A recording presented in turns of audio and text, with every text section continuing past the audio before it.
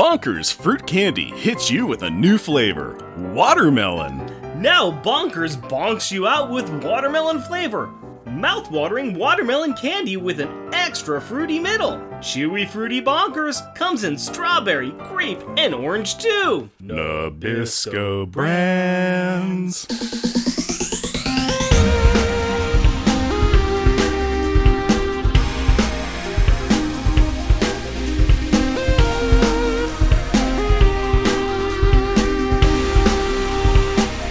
Welcome, dear listener, to our podcast. Jeff and Rick present Unpacking the Power of Power Pack, where we journey through each issue of the most underrated Marvel series of the 80s while drinking beer. analyzing awesome and amazing adolescent adventures and absorbing alcohol. I'm Jeff. And I am Rick. I got the random banter in my mind. I've got a random banter in my mind.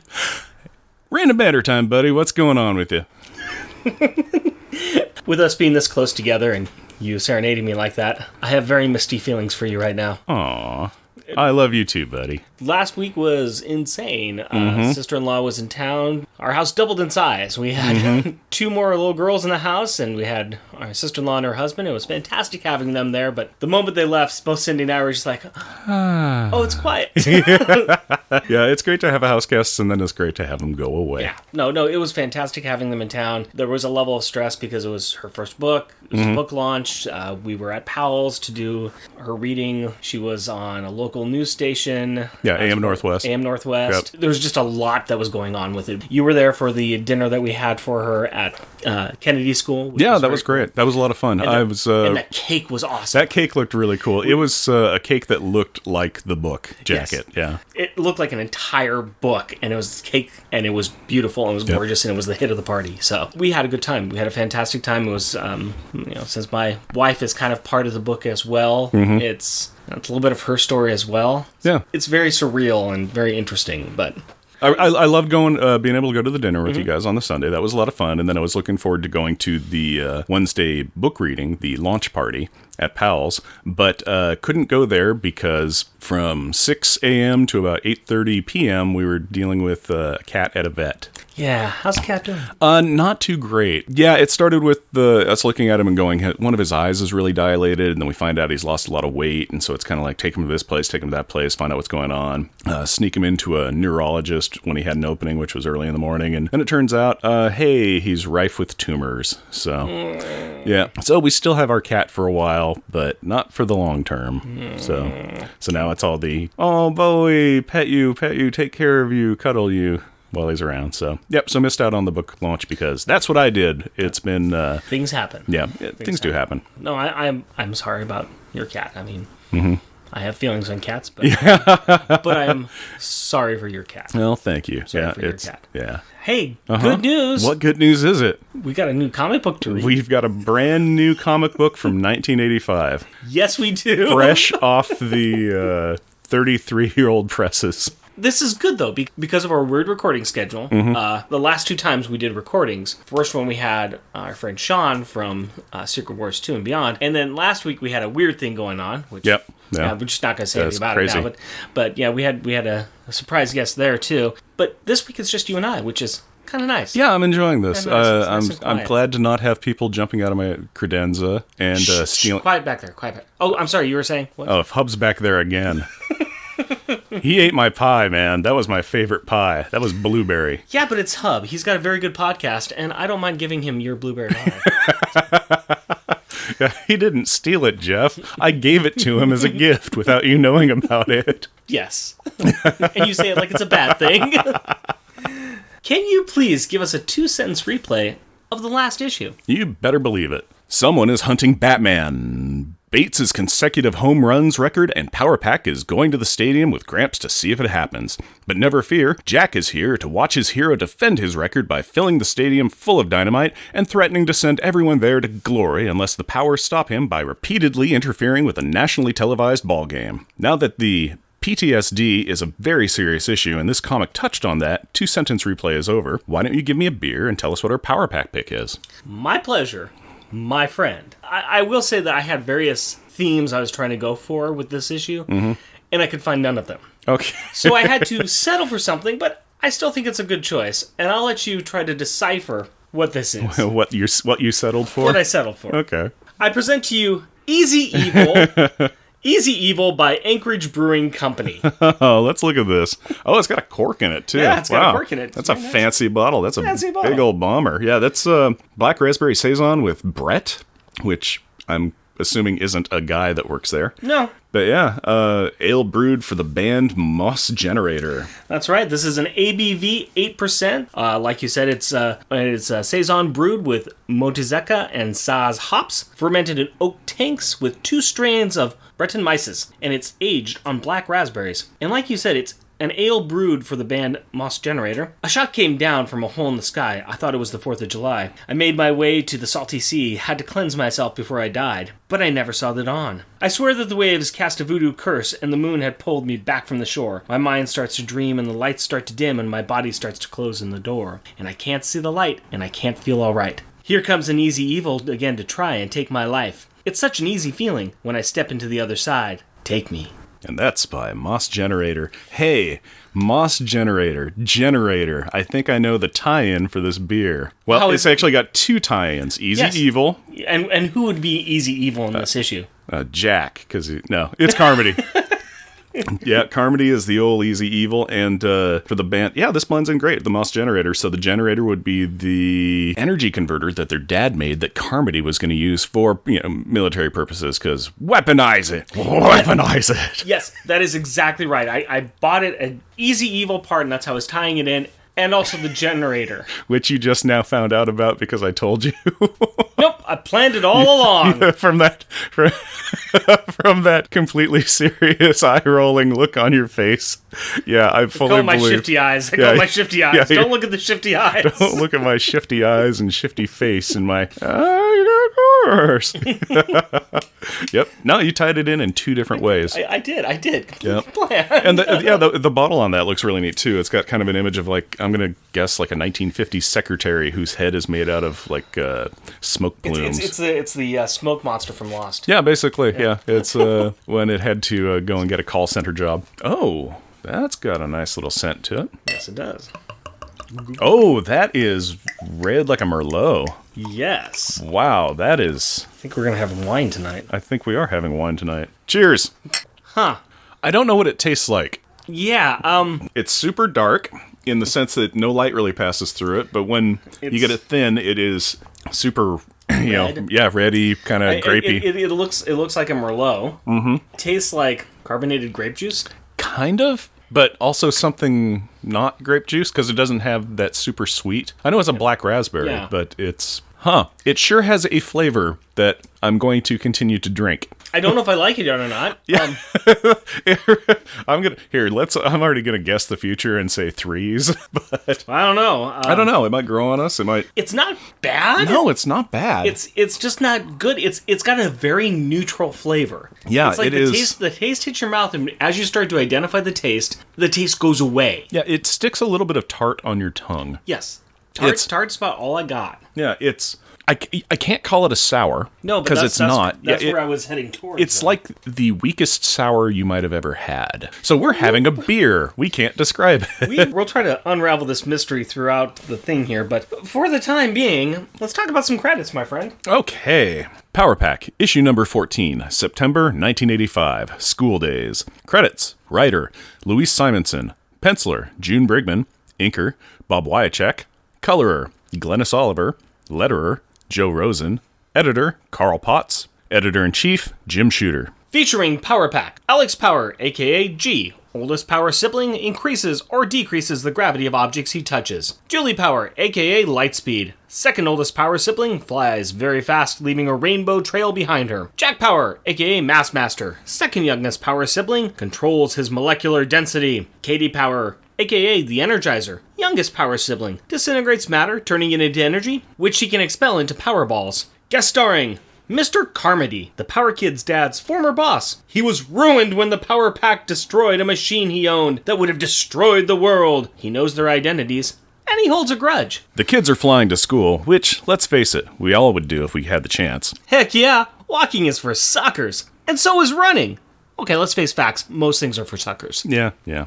There are some important questions being asked, apparently, and Julie has been offered an opportunity to cheat on a math test, and Jack wants to know if she's going to do it. Well, she is worried about doing well, and she was hoping for some opportunities to study before school with her friends. But, according to Katie, Alex was combing his hair for hours, trying to look nice for Allison, his middle school crush. Aww. Making them late for school. Alex says they could have gone to school ahead of him, and then he could have gone later on his own. Then he starts to talk about his other middle school crush, which is flying. He says that using a fire extinguisher is just too expensive. When Jack says that he should ask their dad for a raise in his allowance, Alex really steps up his maturity game by broaching a subject that we have wondered about. That subject is the fact that Dad's teaching job doesn't pay that much and that living in New York is expensive. This conversation winds around to talking about Carmody, their dad's old boss, replaying the events of issues 2 and 5, where the kids destroyed the antimatter machine and he then tried to kill them. Issue 5. Good old 5. Good times. I wonder what Link is up to. Probably running away from the angry chickens and smashing clay pots if I know him.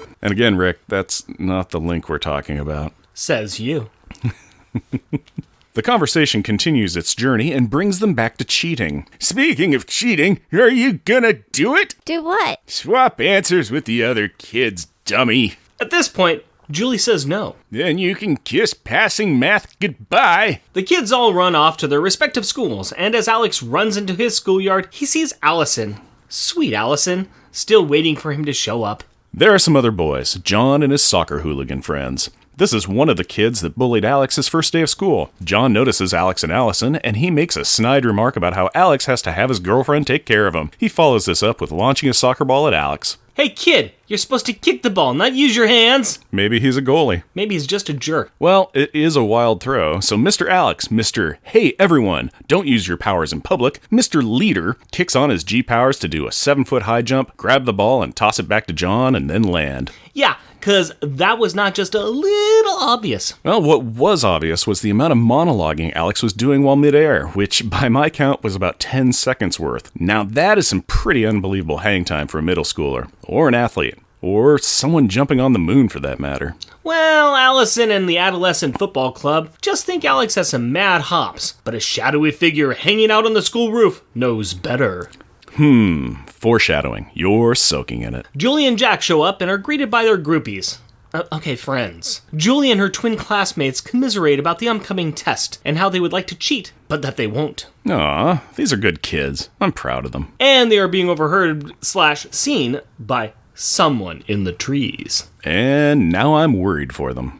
Can you guess who that Avoirdupois arboreal analyst is? I think that is fairly obvious. It is Count Olaf hunting the Baudelaire children. Wait, what do you mean it is obvious it is Count Olaf? Oh, Rick, I'm surprised that you don't know the meaning of that word. Obvious is an adjective and it means easily perceived or understood, clear, self-evident, or apparent. If used as a derogatory, it means predictable and lacking in subtlety, much like right now, where Count Olaf's disguise as a tree is lacking in subtlety and as such makes it obvious that it is him. No, I mean that it is not Count Olaf, obvious or otherwise. Oh, well, then who is it? Well, here's a hint. He is thinking about how Julie's morals did not prevent her from destroying his converter. What's their dad, Dr. James Power, doing in the tree? It is not Dr. Powers. It is our favorite big bad boss, Carmody, in a really, really interesting flying suit. Let's talk about this for a bit. It is bad. First, not to body shame him, but he has a very rotund body shape, so tight clothing is not going to look great. And this all-white spacesuit is tight. It has elbow and knee pads, accordion-like shoulder joints, pipes that go over the shoulder to a tiny little jetpack, and a helmet cowl with a sunglass visor. He looks dorky. I mean, he's horrible. And he's thinking about how these kids will be paying for ruining him, like that suit isn't ruining him enough, and how he's going after that little one first. Count Olaf often goes for Sunny Baudelaire as a captive, as he mistakenly sees her youth as an exploitable weakness. Again, not Count Olaf, and not Sunny Baudelaire. It is Carmody, and he is going after Katie. What? No, not Katie! Meanwhile, in kindergarten... Home of the Fighting Kinders. We can do better than that. Home of the Fighting Flu Factories. We start by Creeper McCreepypants peering into the classroom and overhearing the teacher call for recess. And, well, here's something. Katie is working on drawing a monster who is small and ugly and doesn't have any teeth. called Leech, who is holding a kitten. A good point that her fellow classmate brings up when she asks how the monster is going to eat the kitten without teeth. But anyway, why is Katie being such a hater of poor little Leech? Come on, girl. This isn't a monster. This is a little boy. Well, Katie, who was thinking so hard about how to make Leech into more of a monster, has forgotten her jacket. She has also forgotten that this is the part of the book where she gets kidnapped by Carmody. But don't worry, he reminds her with an empty threat that he has already kidnapped her siblings, and if she's not quiet, they are dead. The terrible Tubby Terror tucks the terrified Tot to his tricep and tromps out of the school. But not before Katie marks 2 things off her kidnapping checklist. 1, costume on. And 2, disintegrate something. The former allows her to shoot a Powerball into the sky, hoping it will act like a flare and maybe summon some heroes like Spider-Man or Cloak and Dagger. This ticks off the offending oath, but Katie plays it off like she is scared. In response, he shoves her in a clear plastic bag, warning her that if she disintegrates it, she will fall to her death. Good planning, really. Who are you anyway? Until this point, the visor has obscured his identity, keeping Katie from seeing who it is, but Carmody flips up the spectacles and announces... Who am I? I am the Boogeyman.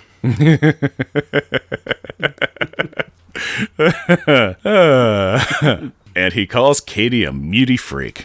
Boo! Meanwhile, in the Advanced Science Lab... Home of the fighting scientists. Again, we can do better. Home of the fighting Bunsons. Alex is listening to a lecture on the importance of gravity and accepting gravity into your life. Hey, Jeff, have you accepted gravity into your life?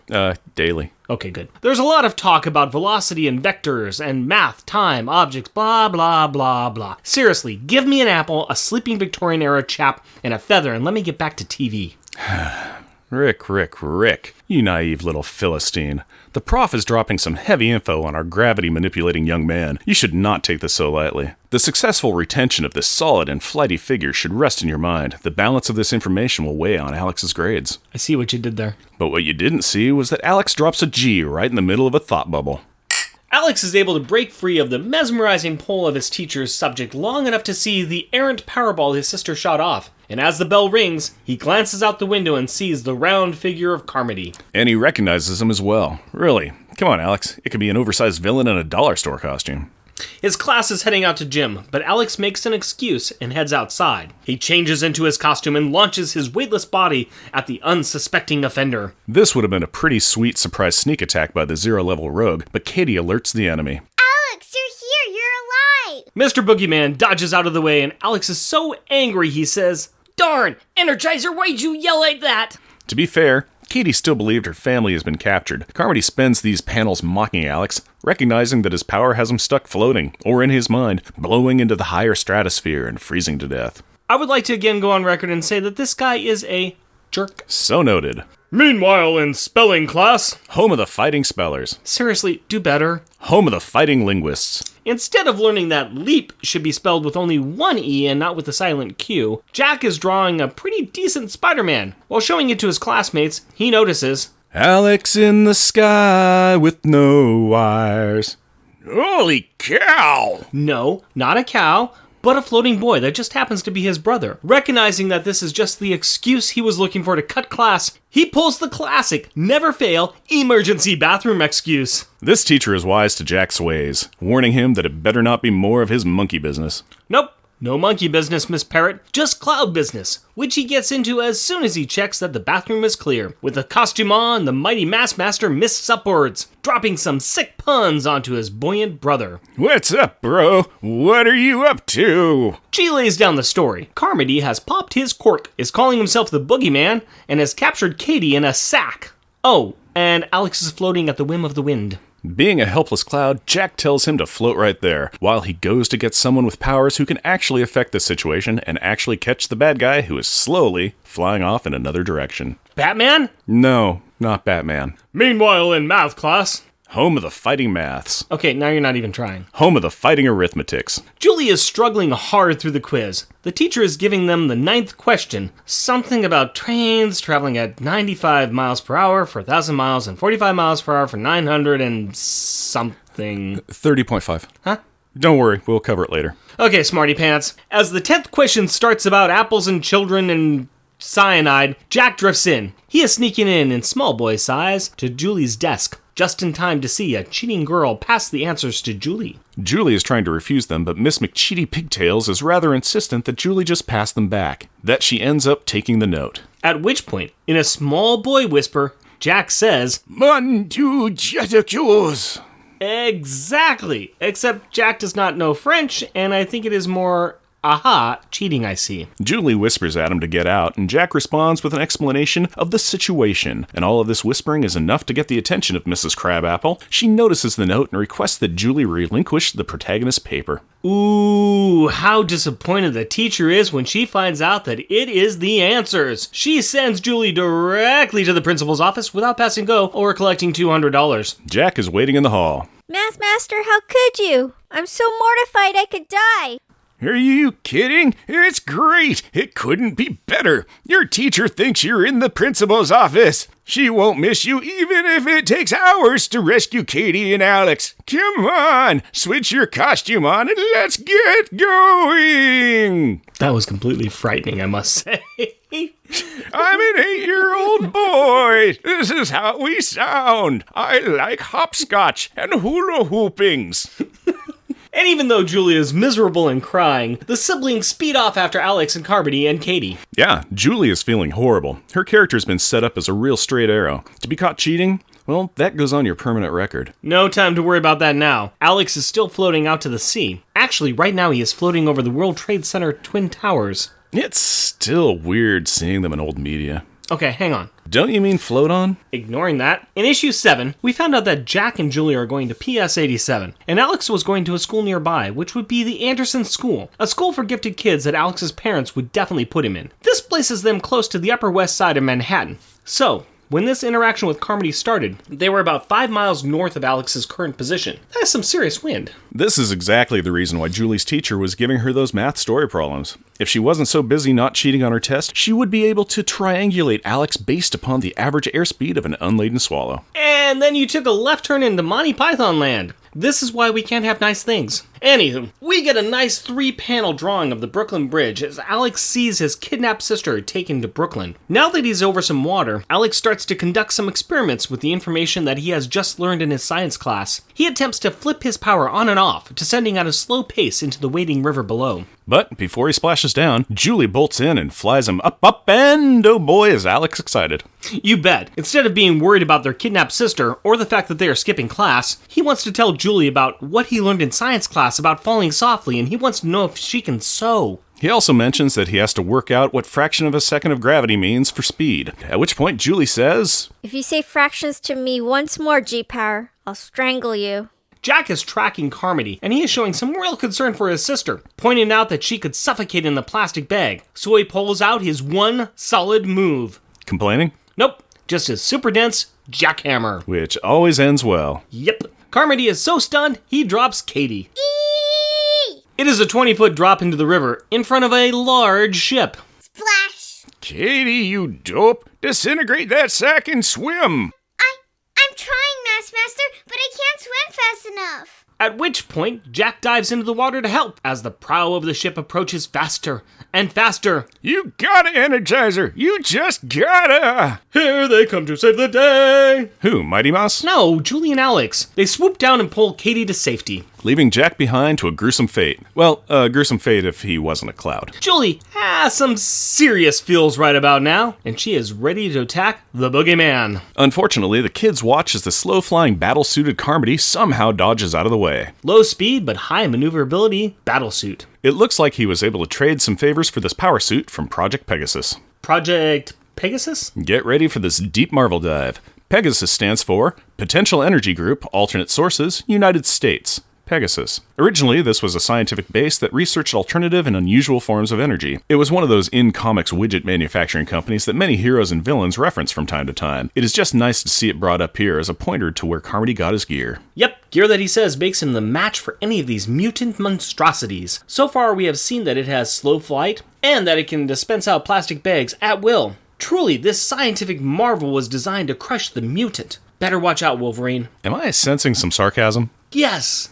Yes, you are. The bragging bad boss's boasting brings the bitter brood into beginning some battle business. It is teamwork time. Alex starts to issue out some orders, starting with directing Katie to blast out a Powerball in front of Carmody. Jack follows it up with another jackhammer, but misses. Carmody continues his monologue, again calling the kids muties, an in-universe derogatory term for mutants, which the kids are not. He also says that he is stronger, smarter, and speedier than the people who fired him, or these kids. I'm the Boogeyman, and I eat evil little mutant freaks like you for breakfast. Maybe that's how he got so fat. The kids take this opportunity to try a flanking maneuver. While floating Alex and a cloudy Jack distract him with some conversation about how they are not mutants, the girls swing around behind him. Carmody doesn't care what they are. They have powers and he knows he can sell them. He also says that he's not fool enough to fall for the old distraction trick. So in 3, 2, 1... The distraction has worked. Julie positions Katie behind the crackpot and she disintegrates part of his jetpack, sending him slowly spiraling into the water below. All the while he is threatening them, screaming that he is not defeated. He knows who they are and where they live, and that he will destroy them one by one.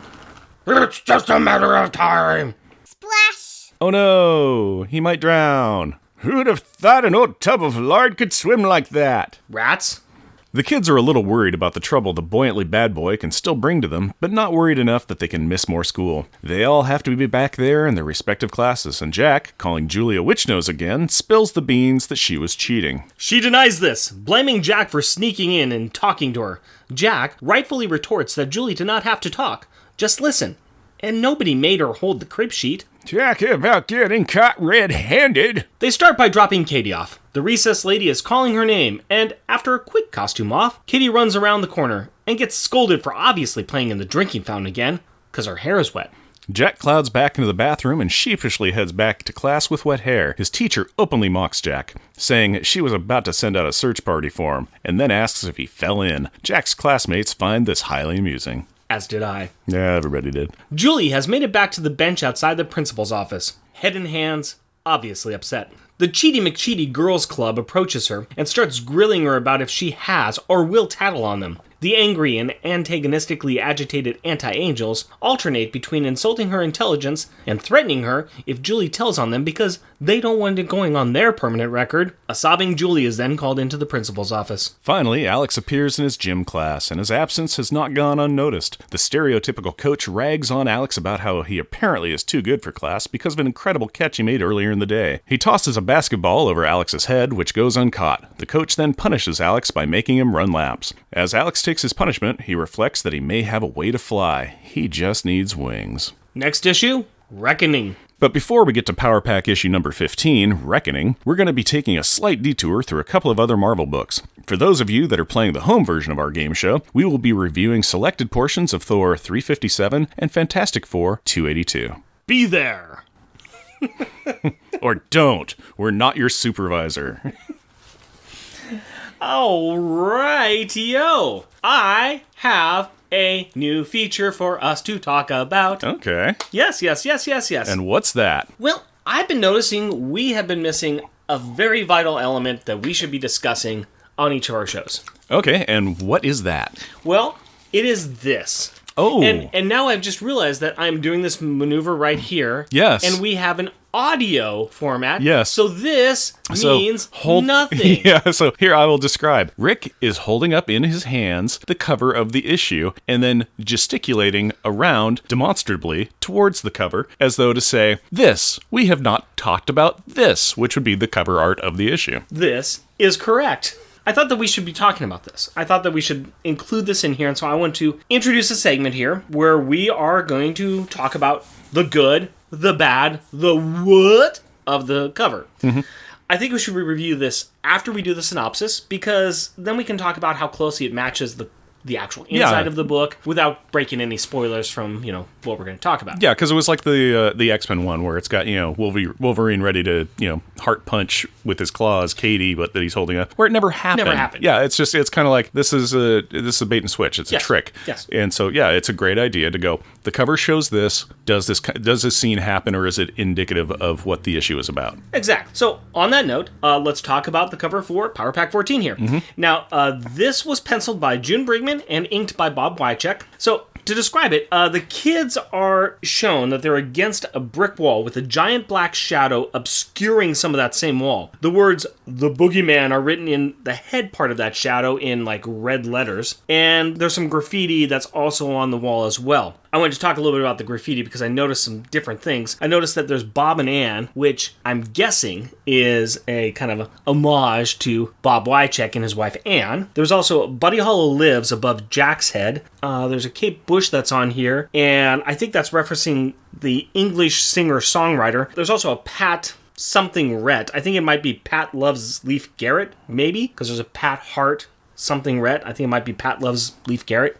I don't know. Could be. Could be. There's also a John Lowy, which somehow I think relates to another editor that had something to do with this book and some other Power Pack books coming up, named Rosemary McCormick Lowy. She's not credited on this book credits, but she's listed as an editor for future issues. So, what do you think about this?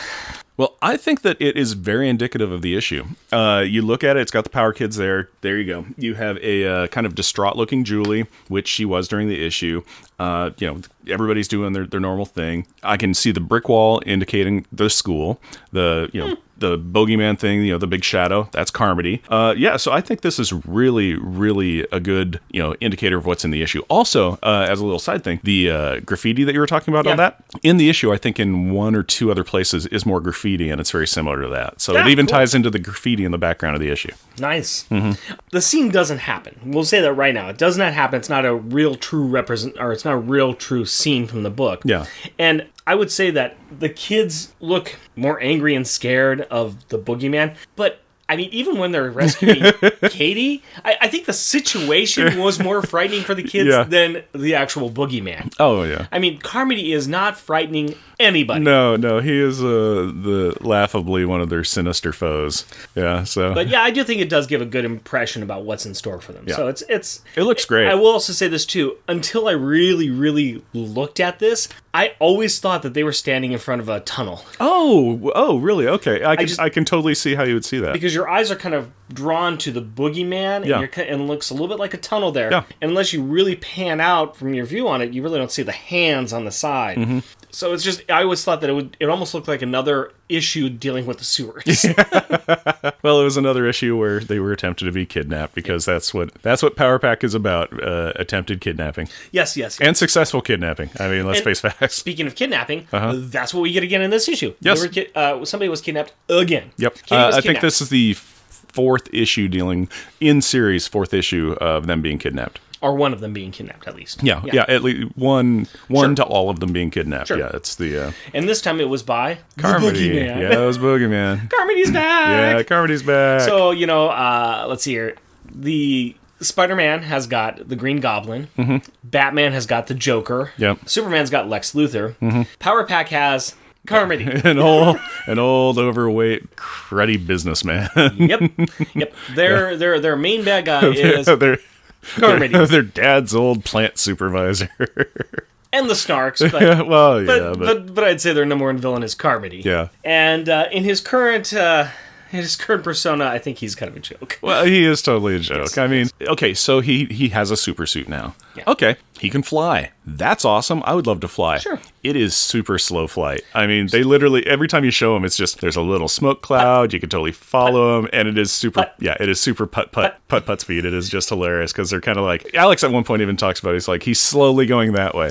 But don't forget his other, big power, he can distribute plastic bags. Yeah, he dispensed a wrist-launched plastic sack that he then put Katie in. Yes. Maybe he clear. Yeah, clear. So it was and it seems kind of strong too, because it was a good hefty bag, because it actually held up a kid. Yeah, it's holding up like 45 pounds there. So that's it didn't tear off the bottom.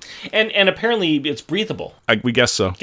Yeah, we don't know. But what keeps water out, though? It does keep water out. Yeah, and she was able to float in it until she disintegrated away. Okay. So we Don't know how many bags he can generate. It's probably a limited supply. Or if he has other abilities, we don't know. But he did trade in his old 45. Yes. So he doesn't have a ranged attack now. But he still talks like Nixon. Yeah, he still talks like Nixon in our worldview. I was having trouble during the issue here and trying to figure out whether it's Boogeyman or Boogeyman. And we had a little bit of a discussion about that, and we're deciding it's Boogeyman. Yeah, it makes more sense to me. I mean, Boogeyman, yeah, it's spelled Bogey. That's how, Carmody is spelling it. So it could be Boogeyman. The classic terror of children is the Boogeyman. Yeah. So I want to say that it's just a poor spelling of Boogeyman. Because Boogeyman makes me feel like he's a snot man. Because he's got a bogey. You got a bogey right there. I don't think that's entirely incorrect. But so just I think he's a bit of a snot man himself. He is a bit of a snot. He's a bit of a booger head. Yes. I think we may have called him that at one point. But it's just along the lines where I think Boogeyman, I don't know if there's another character by that name or not. I could look it up, but obviously I didn't go to the trouble of doing it. But is he a good villain or not, though? He has, I'm going to say yes. I mean, he's not, don't get me wrong, he's not an A-list rogues gallery, but he's got a history with the Power Kids. Sure. He has interactions with their family, parents, he knows who they are. They have foiled his plans on more than one time. The second time being, they didn't let him kill them. So, I mean, they've kind of ruined him. So it's like, it's quasi-justified, but yes, I want to say it's a good villain, but it's not like a great villain. It's a great kid villain because he's pretty inept. I think we've nailed it with calling him Easy Evil. Yeah, Easy Evil. Because there's not much there to him. He's just so ineffectual. Yeah, but check it out. This ties in even better because the Easy Evil we can't quite explain, and Carmody we can't quite explain. I just don't want to be scared of him. Yeah, I still love the fact that they're kind of like, oh, he's getting away. We should go back to school. We'll deal with it later. Yeah, we'll deal with it later. What's he gonna do? His jetpack's busted and he's in the water. Talk about jetpack. Uh-huh. Let's talk about flying. Oh, yeah. Alex and flying. Oh, his one true love. Oh my god, dude, just get over it. That's what I want to say. Come on, Alex. Your sister's about to die, and just Alex loves three things: flying, science, Allison, and flying. Yes. We can count. We can count. Well, Julie was having problems with math, so. Let's talk about Julie. Okay, let's talk about Julie. I want to say this. Breaking the law. Breaking the law. But she wasn't, and she was very adamant about it. No, but that's her feelings. Oh, this is her feelings. I mean, she got wrecked. Yeah. Oh, and one of those girls were threatening her too. Yeah, it's just like there's a little, I think, blonde girl with her fist shaking at her. At the same time, I don't think that she was scared of the girls as much. I mean, she's just sitting there like, I just went up against the Boogeyman. Yeah. You girls don't even threaten me. Yeah. No, it's just her fear of, oh my god, this is going on my permanent record. Yeah, it was the thought of being considered to be a cheater. How much of a goody two-shoes... I like Julie. I like Julie a lot, but I'm going to say this. How much of a goody two-shoes is she that getting caught with the suspicion of cheating on a test is enough to put her over the brink? Oh, well, she was stressed out about this math test anyway. Yes. And then just that aspect, she's like, what happens now? Mom and dad are going to hate me. I'm going to get kicked out of the school. She's 20 steps down the road. Yes. And it's a dark and dirty road kind of thing, as opposed to, I'm going to be talked to and I'm going to say the note was just passed to me and I didn't read it. I mean, let's be fair. I mean, she's ready to join up with Cloak and Dagger at this point in time. Yeah, basically. This is her tragic backstory. Yes. She was accused of a crime she didn't commit. And Jack is just like, just shake it off, kid. Yeah, Alex is like, not, geez, both of us, Alex. Yeah, Jack's just like, I'll read it and tell you the answers. And it's not cheating. Yeah, it's not cheating, it's alternative studying. But besides that, I do think that we did see some fairly good teamwork this season. Oh, there was really good teamwork. I mean, there was a couple of missteps on, hey, I forgot how my powers work, and once I fly up, I can't fly down by Mr. Alex. Well, he was going to tackle the guys. Sure. But still, he tackles a guy. What do I do now? Yeah. Well, I had the one thing. He was trying to save his sister, so. But I mean, once they were all there, it was good teamwork, which is one thing I love about this team is that they do have good teamwork. Yeah. It just they're able to work together, which is nice. Mm-hmm. I have something I want to tell you. Yes. Galileo! Galileo! Galileo! Galileo Figaro! And this is why I don't do the singing, folks. This is why I don't do the singing. But I do talk about library cards. Yes, you do talk about library cards.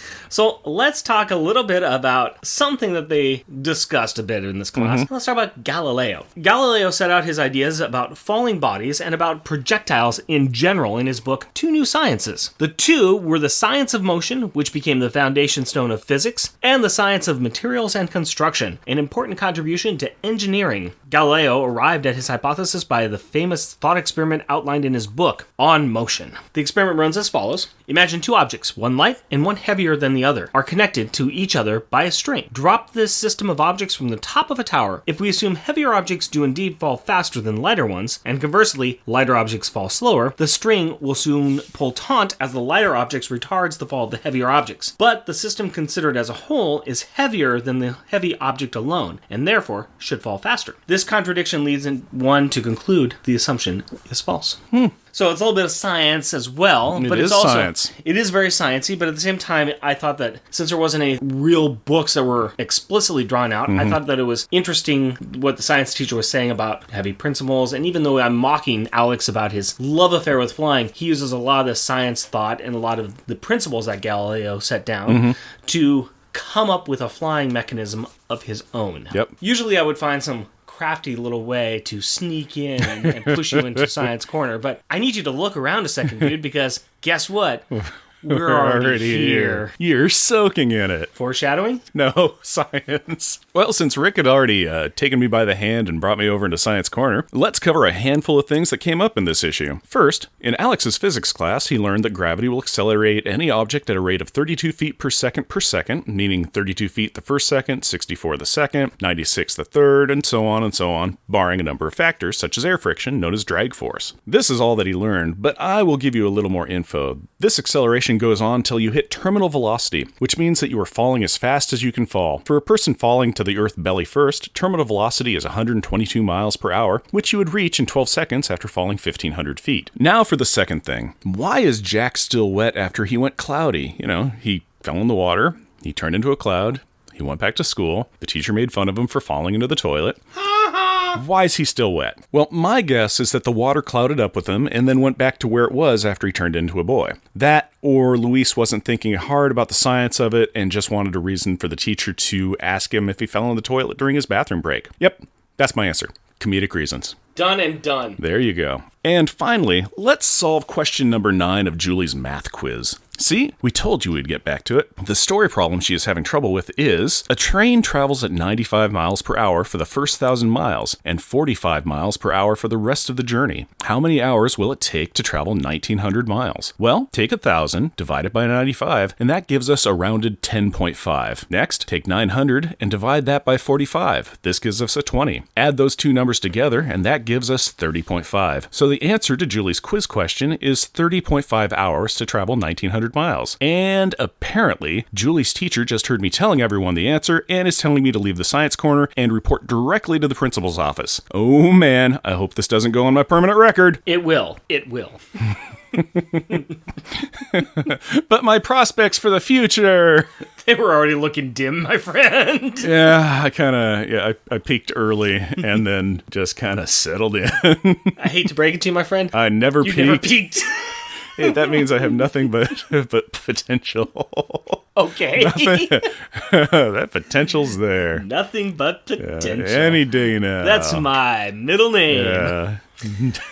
Jeff, nothing but potential is my full name. On your way back from the principal's office, I was hoping you could swing by that refrigerator gallery and tell us what you saw on the family refrigerator. Oh. Okay, well, we all know that I normally have a joke one. Yes. So this time I have 2 joke ones. Oh. Yep. First of all, we will do page 11, and I call it Wrong Way. And it's in the upper left-hand corner, and it is Jack leaving the bathroom in cloud form, and it shows an open bathroom stall, and in that is a roll of toilet paper, which is on the roll backwards. It is coming out the back. It is not rolling over the front. It is the wrong way.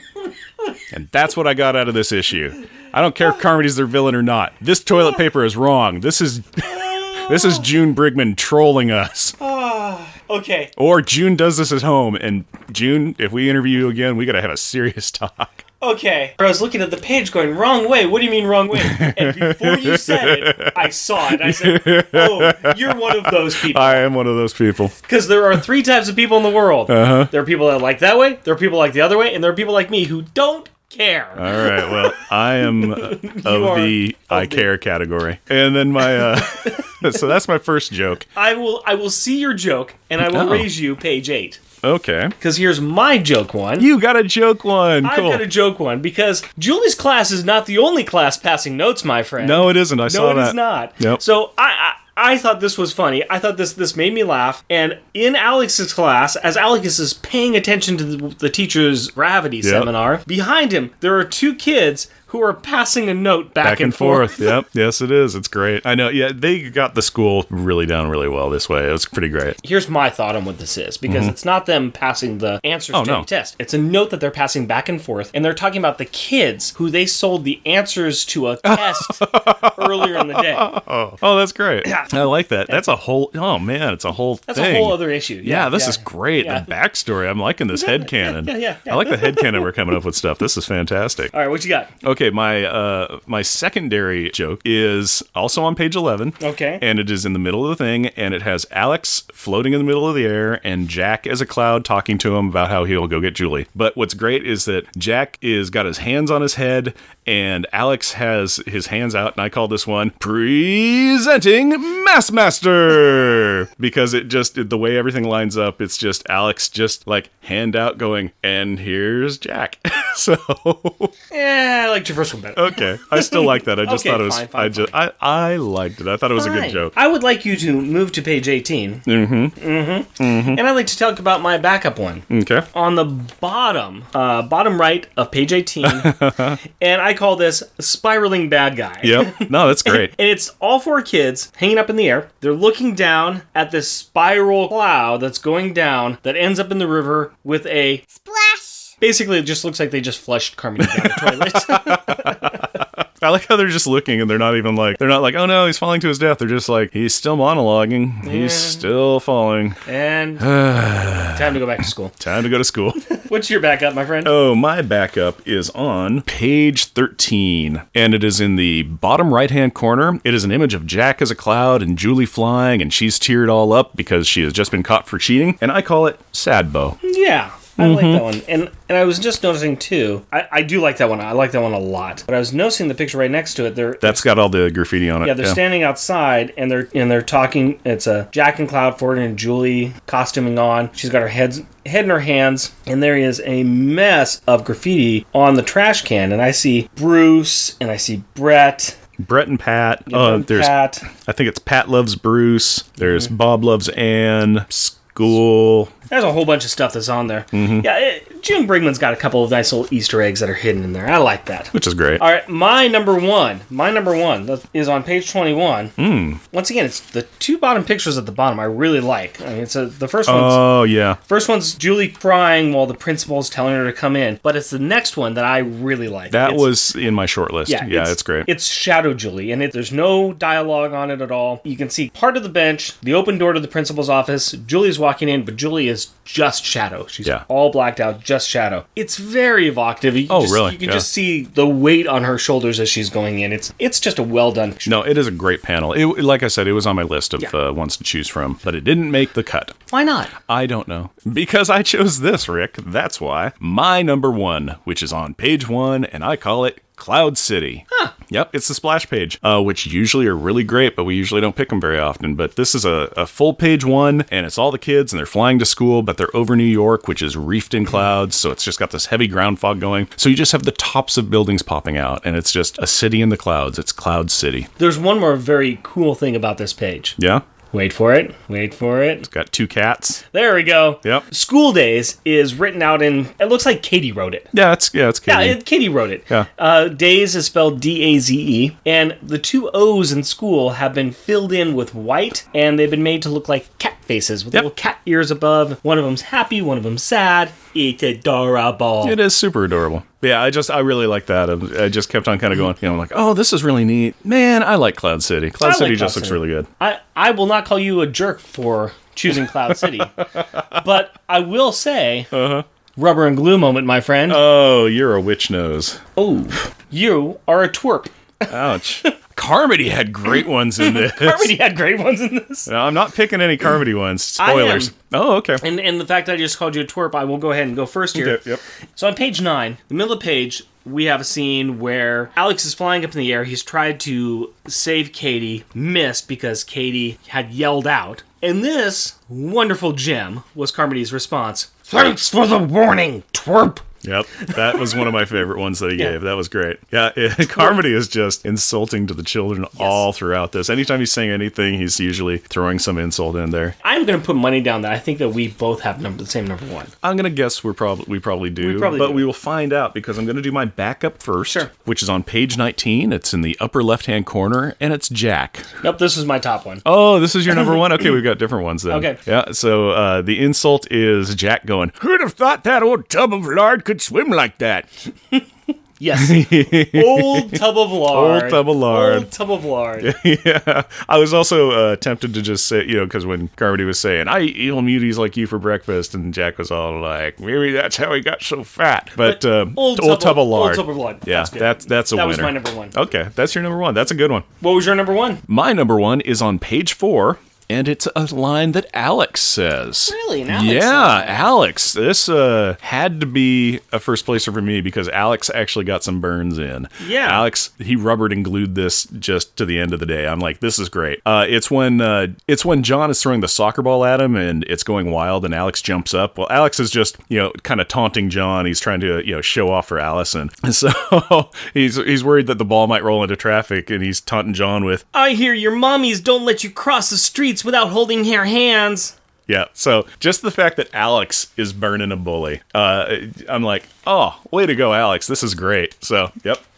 Claps to you. Bravo to you, Alex. I was very impressed by it. Because of that wonderful job that child did, let's talk about stars in detention. Okay. All right. We want to identify the child who is the best and the worst in the issue. We, as always, start off with worst. Let's talk about worst. That was a nice move that Alex did there, but I think that Alex still was the worst. I can see that. I totally understand that. That does not surprise me. He did learn a new trick by paying attention at school, but he flew up with no real plan and got stuck floating in the sky. Yeah. He was so focused on his nifty idea that he prolonged the danger that Katie was in. So there's two things. One, I'm just going to jump into action, and even if he did tackle Carmody, what's he going to do then? Now he's floating up in the sky with Katie. He's been there before. Yeah. He didn't think this through. Way to go. And then he's so focused on, oh, I've got this really cool idea. I want to tell Julie what's going on. Your sister. Go shut up, Alex. Go get your sister. Well, they've got time because, again, Carmody's going really slow.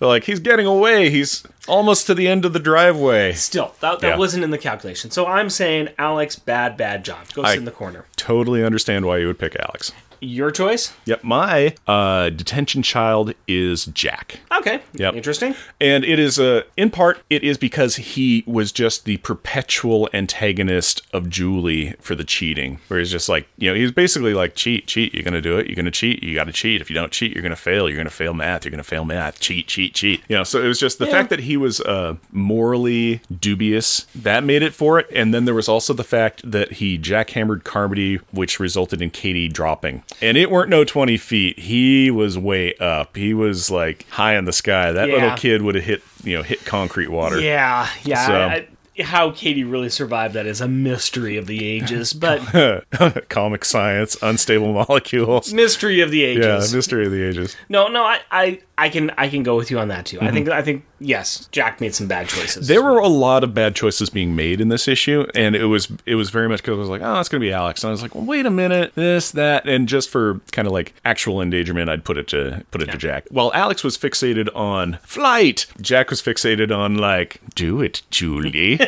Do the evil thing. It's just one quiz. He was the tiny little Jiminy Cricket in the show too, wasn't he? Yes, and he actually was an actual Jiminy Cricket. That's actual Jiminy Cricket size there. I caught you cheating. Jaco. I caught you cheating. Good for you. Yeah, he was a shattered glass version of Jiminy Cricket.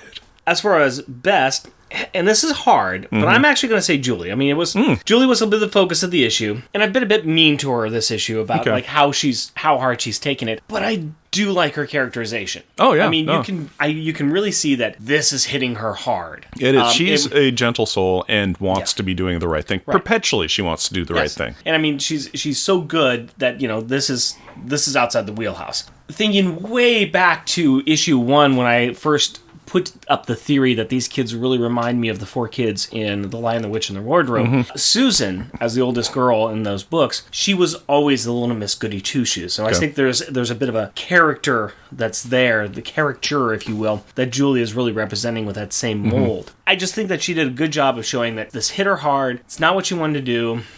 It's not how she wanted to get caught. And she's still out there to save her family. She's still going to do that and save her family. Tears and eyes. She's angry about what has happened, but at the same time, she's willing to stand up. And she's willing to take, she's willing to go to the principal's office. She's not going to try to get out of it. She's not going to try to blame other people. But she hates the fact that she's been put in this position. Yeah. So I like her. Okay. Who you got? Well, it was, I was leaning towards Julie. Yeah. And then I leaned slightly away from Julie and I went to Katie. Well, this means that we have a full pack. Yeah, we have a full pack. We have a power pack of choices. We have a power pack of choices. I don't think we've ever done this before. No, I don't think so. Yeah, there's been plenty of times where we've gone opposite. We've gone exactly the same. But yeah, we've never... we've had weird mixtures. Yeah. But I don't think we've ever had a full power pack. No. We have a full power pack. Yep. Yay! Hey, let's call it a full table. I like the... Okay. Okay, a full set of chairs. A full set of chairs. Yeah, we have a full set of chairs. We have a full set of chairs. But a full pack. Yeah, we got a full pack. We got a full pack. So, why Katie? She was the MacGuffin of the episode. She kind of was the MacGuffin of the episode, but also she kept a moral code. Because when she got grabbed by Carmody, she was like, what can I do? I won't disintegrate him. Now, because he's like that. She's like, that would be wrong. So she thinks real quick. She disintegrates some stuff. She shoots off a power ball.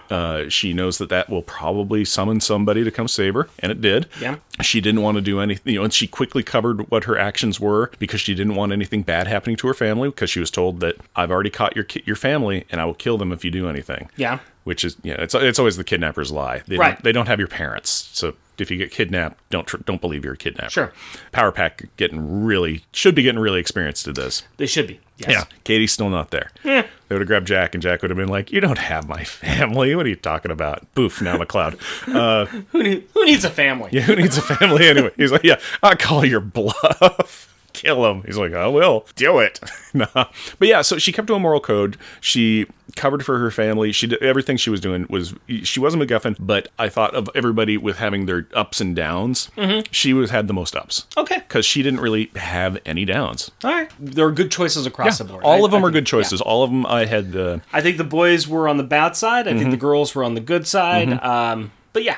I call it good. Yeah. There was a G this issue. There was a G this issue. We have been G-less for a while. We have been. We have been G-less for 3 issues. Yeah, the last time we got a G was over in issue number 10. So, hey. We have a G. We have a G. For the scientific equivalent, you can find 1 G on Earth. You're soaking in it. The G average has once again dropped. It's 1.93, and that's the G-force you could experience with a car going 0 to 100 in like 2.4 seconds. And the G total is now 27, and that's kind of it's 2.7 times maximum airplane, blah blah blah blah blah. We've covered that before, so yeah. We may be slowly phasing out this and just bringing it in when we have a G. Maybe. Then, that might be where we do. Yeah. We'll see. Don't know. We'll figure out what we'll do with that segment. But that moves us to top grades. We need to figure out where we are going to put this issue in the ever-expanding list of Power Pack stories. So we have a 2-issue arc here. This is issue number 1 of a 2-issue arc. We're just going to throw a couple of other smaller issues in between these 2 arcs, but this is the first episode of it. We're back with June Brigman. It is I call this a slice of life story. Oh, it's a great slice of life. There's no real... there is a danger that's here, but I just cannot think of the Boogeyman as real danger. Yeah.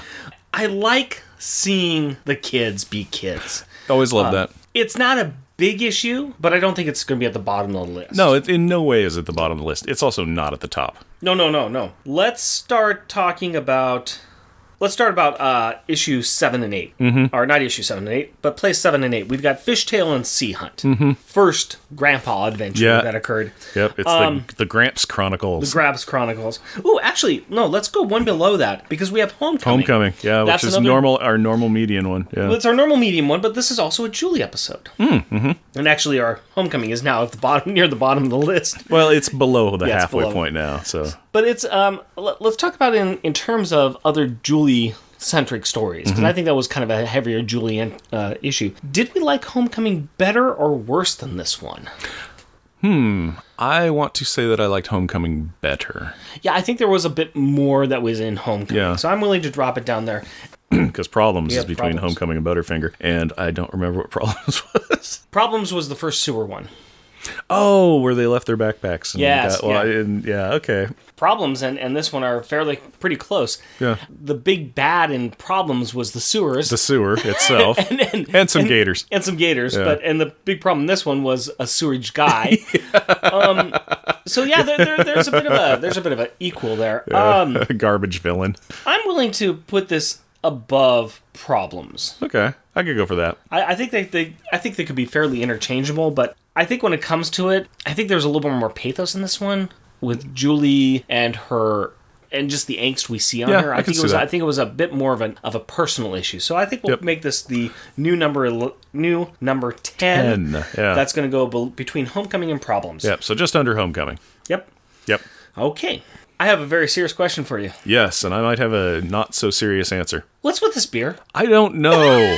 It's not a sour, but it has a little bit of tart. It's not a sour. It's heavy on the fruit, but it's not fruity. No. It's a Saison. It smells nice.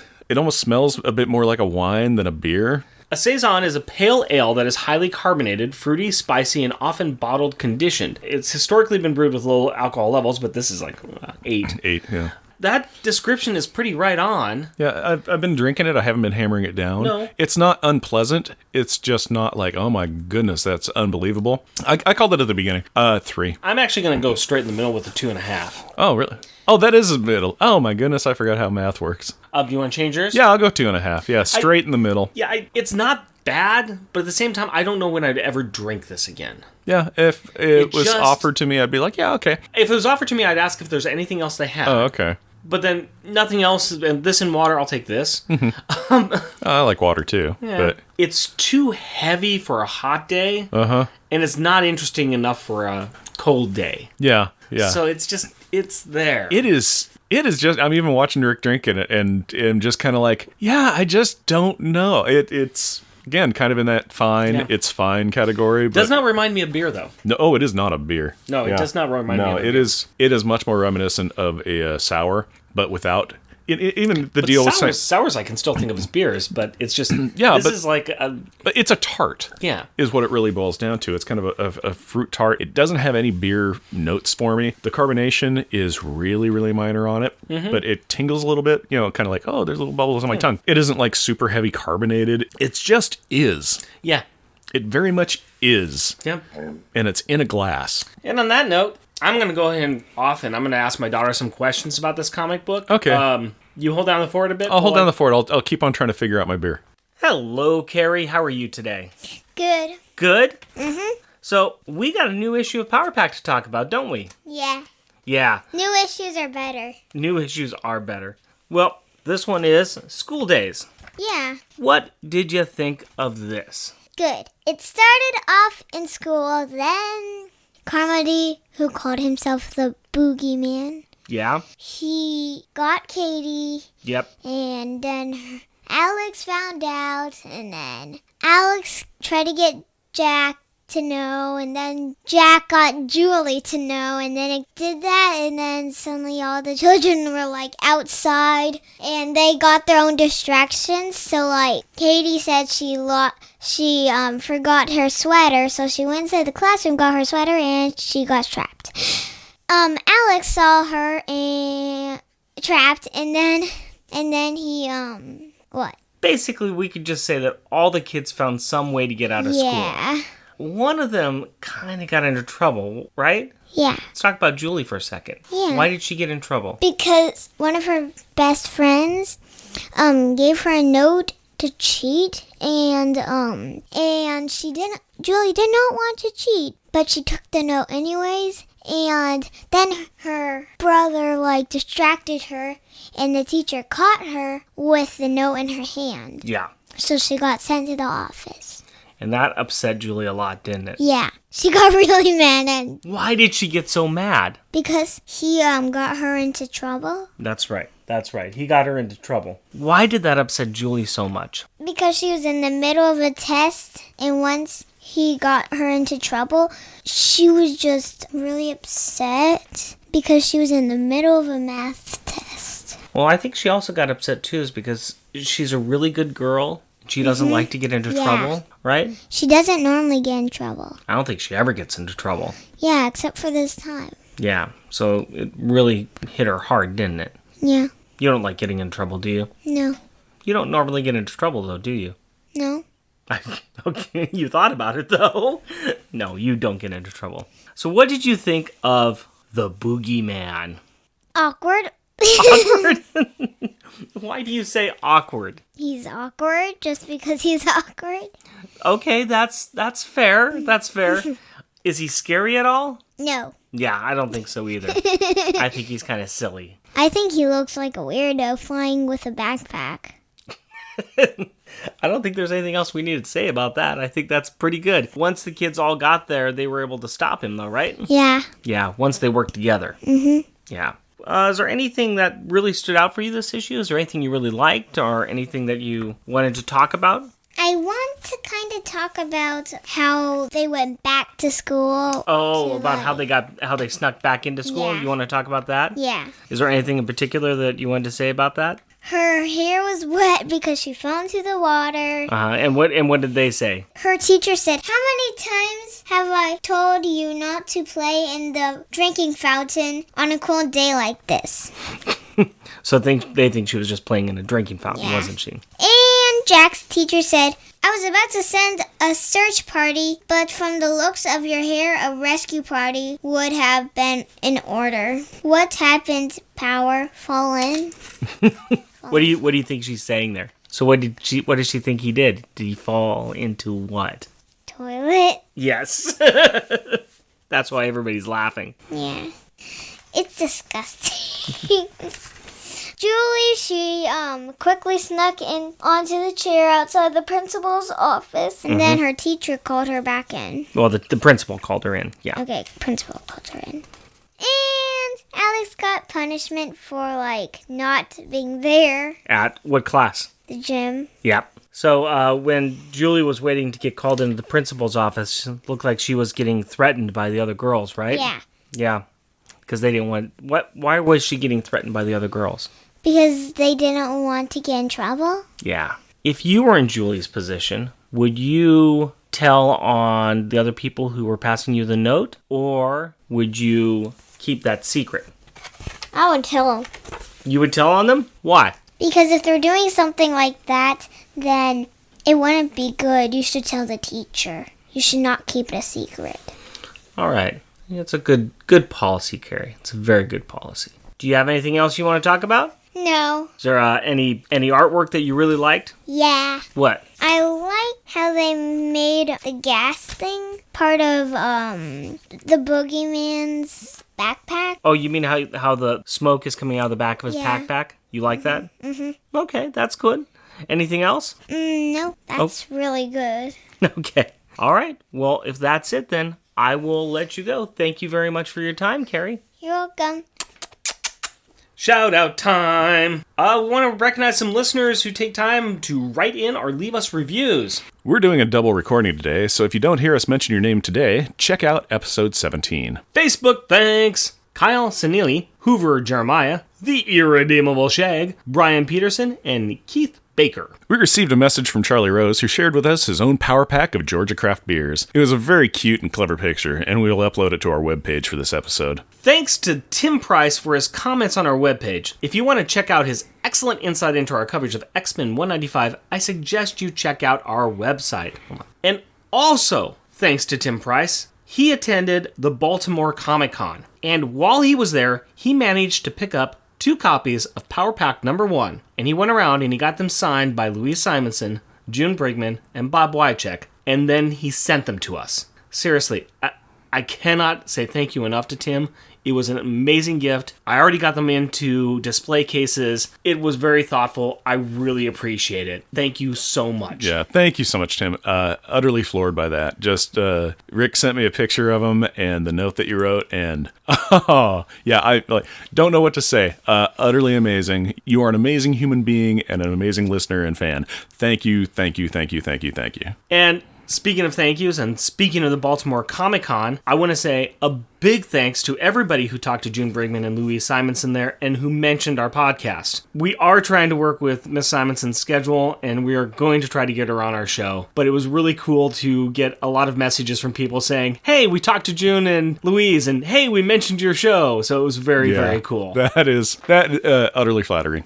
Just amazes me. Everybody that listens, thank you so much. It still floors me that people listen to our funny little talking and enjoy it. So we'll keep doing it if you keep on enjoying it. So thank you guys so much. Jeff and Rick Present is a bi-weekly self-produced podcast recorded in front of a live-ish studio audience in Portland, Oregon. If you would like to interact with us through the magic of the internet, you can do so through Twitter at Jeff Rick Present, our Facebook page, Jeff and Rick Present, our email address, jeffandrickpresent, all one word, @gmail.com, or at our website, jeffandrickpresent.wordpress.com. And if you would like to help support our show, we're on Patreon. We're still working on some bonus content for our backers, but if you'd like to throw us some money, it would be appreciated. You can find us at patreon.com, jeffandrickpresent, all one word. Please rate and review us on iTunes or Stitcher. Tell your friends about us, or share your love for us on social media. Remember, next episode we'll be reviewing selected portions of Thor 357 and Fantastic Four 282. And as always, we want to thank the wonderful women in our lives. My wife, Cindy, and our daughter, Carrie. My fiancée, Hillary, and our daughter, Aurora. We love you. Until next time. Costumes. Okay, what was that? I am not sure, but it didn't sound very pleasant. Hey, wait. Halloween is a couple of days away. You don't think something bad's gonna happen, do you? Don't be silly. We have a pre-recorded show. If something bad were to happen, we would have already recorded it in order for it to happen, right? Sure, I guess, but why is that red costume demon guy standing over there with copies of a non-Power Pack miniseries from the 80s? And why are there cages full of other podcasters? I wouldn't worry about it. It just looks like some silly ploy to get people to listen to other podcasts. Or possibly a dare gone horribly wrong. Whatever it is, I'm sure it has nothing to do with Halloween, or Mephisto, or us. Nothing at all. Let me guess. Foreshadowing. We're soaking in it. Yeah, something like that. Cue the music. Our theme music is 80s Action. Also featured in this episode is Batty, McFaddin, Slower. All music is by Kevin MacLeod at Incompetech.com and is licensed under Creative Commons by Attribution 3.0 license. Ho, ho, ho. Green giant. Red Mephisto. Ho, ho, ho. Red Mephisto. Nabisco brands. Want to do that in Nabisco brands again? Nabisco. Where are we going to start? Do we want to go low and then to high? Sure. Okay. Nabisco brands. You said that like I could sing. Or we just Nabisco brands. Nabisco brands. Ink. I just backed out of the script. Mm-hmm. So backed out of that script because I made a mistake. And I'll fix it slowly. Come on, script, come on back. Almost there. But I'm not quite loading. And we're still waiting for pages. Can you guess who that... Wow, I wrote this. I know, so you get to read it. Dubious. Avadoua. Avadoua. Avadoua. Katie is working on a drawing. Working on drawing a monster. I can read words. No, we can't. I can sometimes read No, words. we can't. I think tonight has shown us that we cannot read words. Yeah. We are bad at reading words. Then we should just stop doing scripts and just come on. It would be 20 minutes of like, I don't know. What happened in this episode? I don't know. I think Jack said something funny. It was... Nobody said Witch anything nose? funny. Nobody said nothing. I didn't even read this comic. That's why I'm having a hard time. No, that's a lie.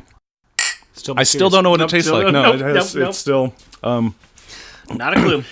I did a you. That's the worst. Never do a me. It's usually the biggest mistake in the world, but also just the dumbest mistake and the least harmful to anything in the world. There we go. That'll help. Yeah.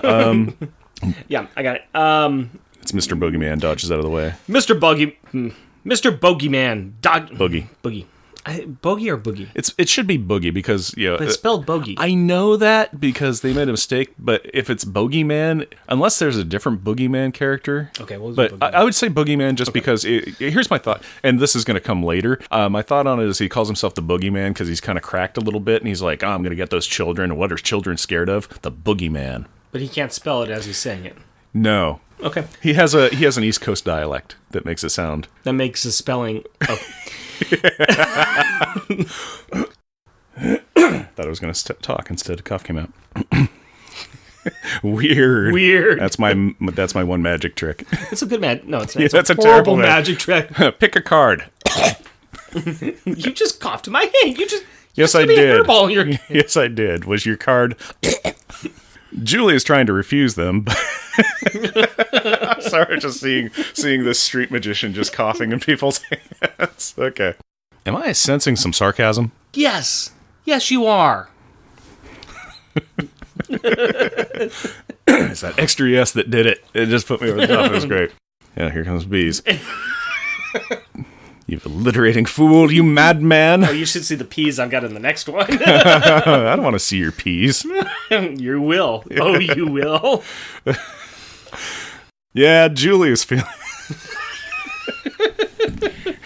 Also, I like hopscotch and hoop-de-hooped and kicking a tin can down the street and nickel whistles and penny candies and taking in a news short at the cinema. I like selling war bonds and collecting scrap metal.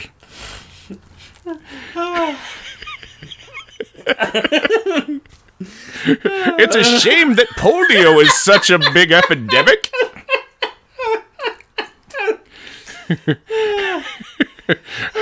I can't wait to graduate at 12 and become a factory worker.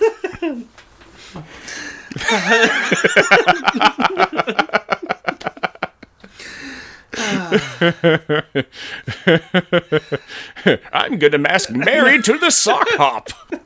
And I'm probably just throwing a bunch of different errors around, but whatever. Okay. All right. That big band sound sure is risky. I once saw a girl's ankles.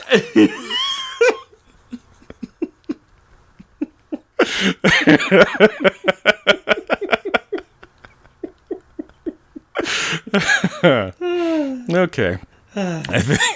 Do I have that out of my system yet? The answer, I hope so. Honestly, the answer is no. But I've run out of 1920s pop culture references. Okay. All right. No time. 23 Skidoo.